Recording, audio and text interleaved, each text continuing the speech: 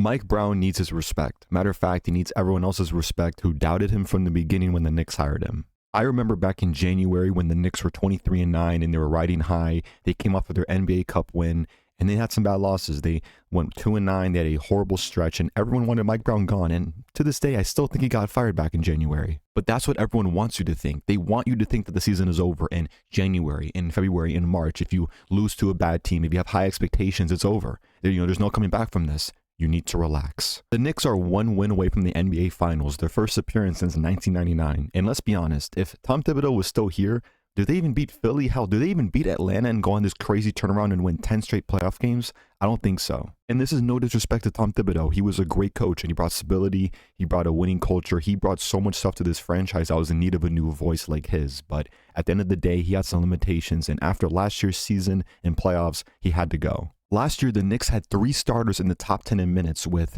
Josh Hart at number 2 with 37.6 minutes per game, Mikal Bridges at 37 minutes a game at 4, and OG Anunoby at 6 with 36 minutes per game, and Jalen Brunson was just outside the top 10 at 14. When the Knicks are playing guys this much, it's going to affect the bench and their scoring. The Knicks last year only had 21.7 bench points per game, which was one of the worst in the NBA. This year, however, they're averaging just under 32 points per game for the bench, and in the playoffs, they've done amazing.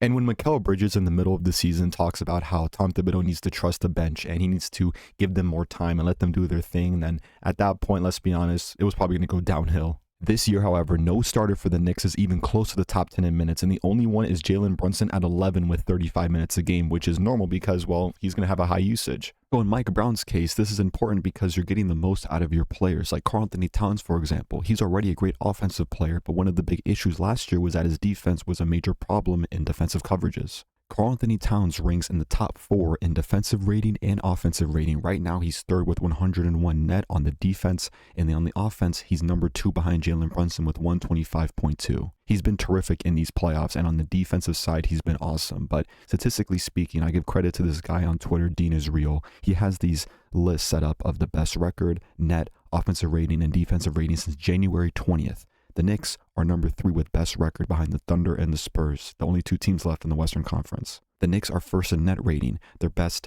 in defensive rating, and they're second in offensive rating and around teams like I just said, the Thunder and the Spurs, the only 2 teams left in the Western Conference. But I believe in this group. This is a very talented Knicks group, the most talented Knicks group of my lifetime. Probably the most since 94. That was their best shot to win the finals, which was over 30 years ago. I give so much credit to Mike Brown. His players are bought in, the front office is bought in, and this is the guy that I believe could legitimately win them a championship. And speaking of that, this is their best opportunity. If they're not going to win it this year with this core, then I don't know if they're ever going to. If they don't win it this year, their core might be shaken up. It's going to be drastically different going into next season. But don't doubt this team. Everyone doubted the Knicks from every series, starting with the Hawks series till now. So even if they make the finals and they face the Thunder or the Spurs, don't doubt them just because they play in a weak East, which is a false narrative.